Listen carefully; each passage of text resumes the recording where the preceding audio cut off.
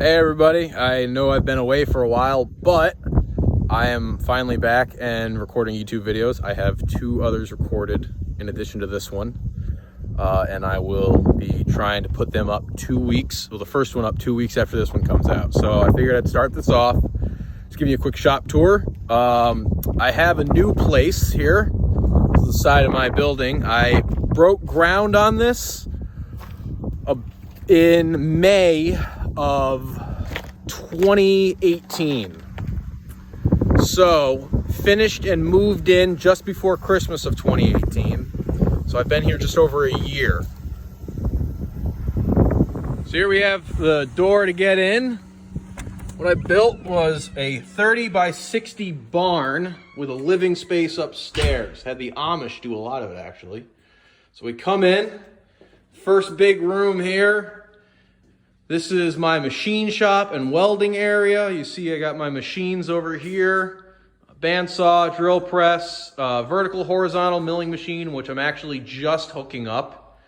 And I'm still tramming the mill head on that, or tramming the vise to it. And then I've got my old Precision Matthews PM932.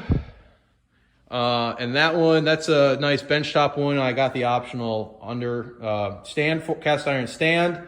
It's a pretty good mill. The head flexes a little bit when you're machining anything kind of heavy duty.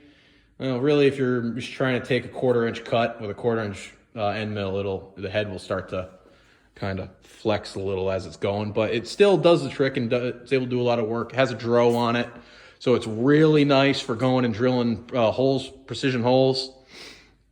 I got my bandsaw here. Finally got this up and running. This is a dual bandsaw, real old machine. But you can see it can take a huge piece of stock with it. And then I have got my lathe here, another old lathe. Finally got this guy working. I did drop it though, and I broke the gear alignment tool. You can see that here. It's all cast iron, so I actually had to weld this back together. And I'd be real careful preheat and post heat. I still need to grind it smooth and reinstall it over here. Move those out of the way. It goes in here. You can see gear alignment tool goes in here, and all the different gears for the power feed and the threading go through there. And then over here, I've got a chop saw with a planer under it. And I've got my metal storage all along the wall. Still have projects going on, so I need to put away the woodworking tools. It's winter, so I brought my skid steer indoors, so that way I'm able to, it doesn't have a grid heater on it, and it's a diesel, so I was worried about the gas gelling and worried about it starting up. Also, the battery doesn't like it when it's cold, so I just brought it in here for the time being. Then right next to that, I've got my Welders and Tanks. I've got a Mig Welder on the bottom right here. It's a Millermatic. I think it's a 2-something model. It can do 3/8 plunge weld. And then I got my TIG next to that. That's an Alpha TIG. And I upgraded it, so I have a water cooler on the torch. And then you can see this is going to be coming out in a couple of YouTube videos, is me building this guy. So it's a little sneak peek you're seeing here. And then these are the tables that I've cut these out on this machine right over here. So this is, with all the stuff piled on it, is my plasma CNC. This can do a 4-foot by 8-foot sheet. Go up to 1/2 inch. It's made by GoFab CNC. They're all right. For the money, I definitely say it's fair. Definitely fair for the money I paid for it. But down the road, I think I'd like to upgrade to a Lincoln Electric Torchmate. Just higher quality machine. And over here, I've started storing some equipment. I've got my larger tank chained up.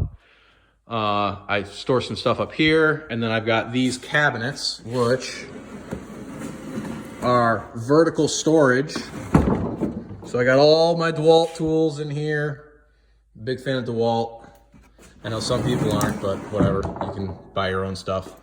Got some electrical wire spools in here, drywall tools in the bottom. On this side of this drawer, I've got a lot of my measurement tools and layout tools.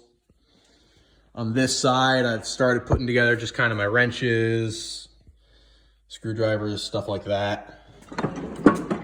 The rest of these, they're kind of bare right now. I do have this one, which has got a lot of my welding stuff in it and the stuff I do because I make a lot of wire railing. So it's got some of my wire railing in there, which this is nice. It can fold out and then unspool it. So that's a lot better than what I've been doing it, how I've been doing it before.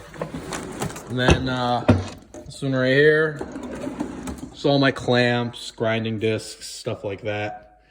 In case you're wondering, yes, I did forge the handles out. And then we can come over here, just kind of general storage. I've got this right here. It's an old library card cabinet. They actually picked that up for free, but it's real nice for storing, you know, fastening hardware and stuff like that.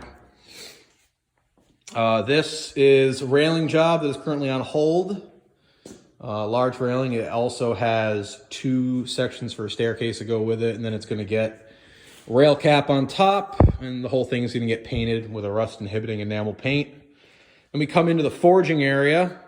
So I've got my forge that I rebuilt this year. This is a 4-stair ribbon burner with counterweight doors. So it's nice because I can move it and it'll stay exactly where I want it. It's got a large opening. It's 18 inches deep to the back, so I can heat up big sections. I would like to build a smaller one just for little work. I've got the hood here that I built, and that goes right up outside.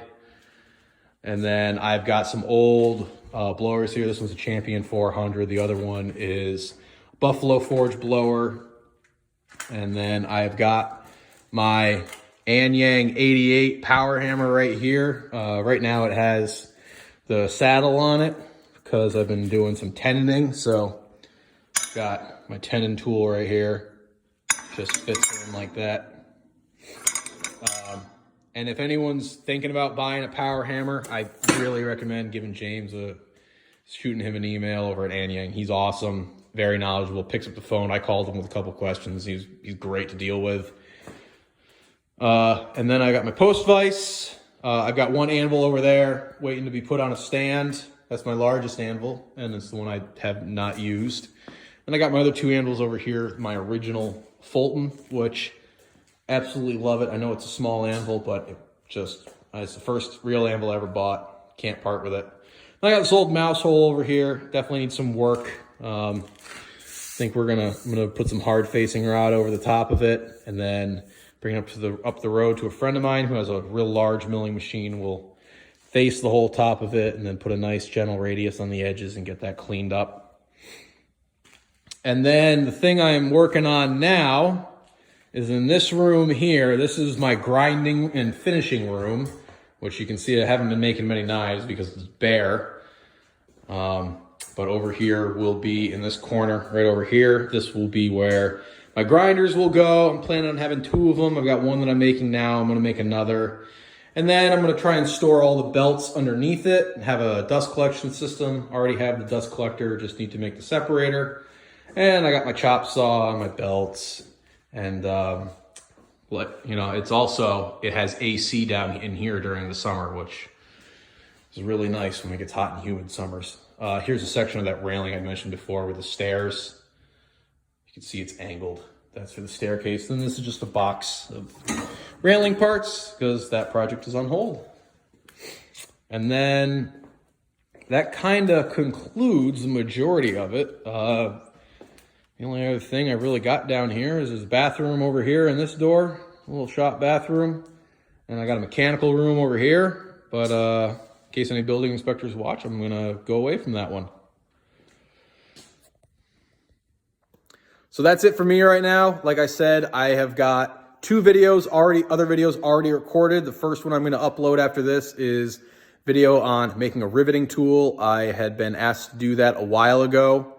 Finally got around to it. It's a quick video, but you know, it's a riveting tool. It's handy to have around the shop. The video after that is going to be on making log dogs. So first time ever making them is when I did it. So there are some tweaks I want to do down the road, but I will explain those in the video. All right, talk to you later.